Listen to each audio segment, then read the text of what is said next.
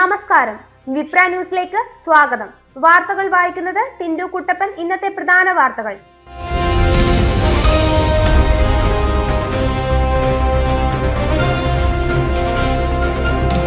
തൃശൂർ പൂരം വെടിക്കെട്ട് ഒഴിവാക്കി ആചാരപരമായ ആഘോഷം മാത്രം. മുണ്ടത്തിക്കോട് ദുരന്തത്തിന്റെ പശ്ചാത്തലത്തിൽ തൃശൂർ പൂരത്തിന് വെടിക്കെട്ട് നടത്താതിരിക്കാനാണ് ഉന്നതതല യോഗത്തിൽ ധാരണയായത്. ആചാരപരമായ ചടങ്ങുകൾ മാത്രം നടക്കും. കുടമാറ്റം ചെറിയ രീതിയിൽ 15 മിനിറ്റ് ദൈർഘ്യത്തിൽ മാത്രമായി നടക്കാനും തീരുമാനിച്ചു. പാറമേക്കാവിനും തിരുവമ്പാടിക്കും 15 ആനകൾ വീതം പങ്കെടുക്കും.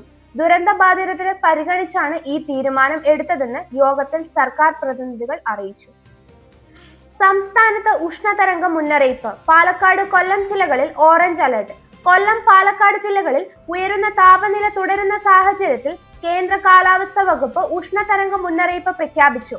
ഇന്ന് ഉച്ചയ്ക്ക് 12:30 ശേഷം ഈ ജില്ലകളിൽ ചൂട് കൂടുതൽ ശക്തമാകുമെന്നും മറ്റു ജില്ലകളിലും സൈറൺ മുന്നറിയിപ്പ് സംവിധാനങ്ങൾ പ്രവർത്തിപ്പിക്കുമെന്നും അറിയിച്ചു. 2024 ശേഷം ആദ്യമായാണ് സംസ്ഥാനത്ത് ഇത്തരമൊരു മുന്നറിയിപ്പ് നൽകുന്നത്. പാലക്കാട് 41.1 ഡിഗ്രി സെൽഷ്യസ് രേഖപ്പെടുത്തിയതോടെ ഈ വർഷത്തെ ഏറ്റവും ഉയർന്ന താപനിലയായി മാറി. കൂടാതെ 12 ജില്ലകളിൽ മഞ്ഞ അലർട്ട് തുടരുകയും മുന്നറിയിപ്പ് ഈ മാസം 24 വരെ നിലനിൽക്കുകയും ചെയ്യുന്നു. MA ബേബി LDF വീണ്ടും അധികാരത്തിൽ. വൻ ഭൂരിപക്ഷമില്ലെന്ന് വിലയിരുത്തൽ.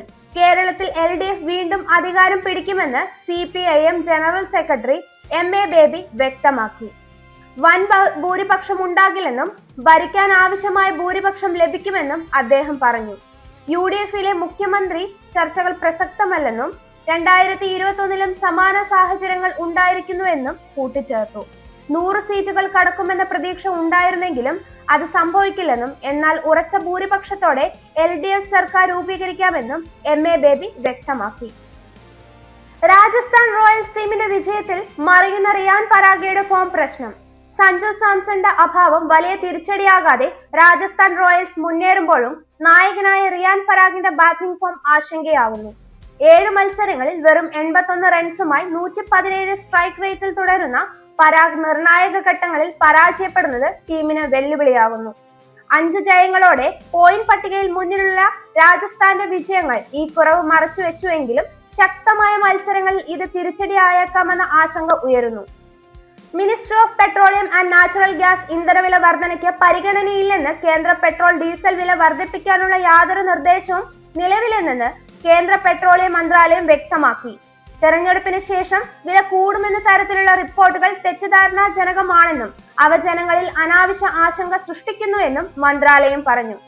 കഴിഞ്ഞ 4 വർഷത്തിനിടെ ഇന്ധനവില വർദ്ധിപ്പിക്കാത്ത രാജ്യമായി ഇന്ത്യ നിലനിൽക്കുന്നുവെന്നും രാജ്യാന്തര വിപണിയിലെ മാറ്റങ്ങൾക്കിടയിലും വില നിയന്ത്രിക്കാൻ സർക്കാരും ഓയിൽ കമ്പനികളും ശ്രമിക്കുന്നുവെന്നും പ്രസ്താവനയിൽ വ്യക്തമാക്കി. ഇതുപോലുള്ള ന്യൂസ് അപ്ഡേറ്റുകൾക്കായി വിപ്ര ന്യൂസ് സബ്സ്ക്രൈബ് ചെയ്യുക.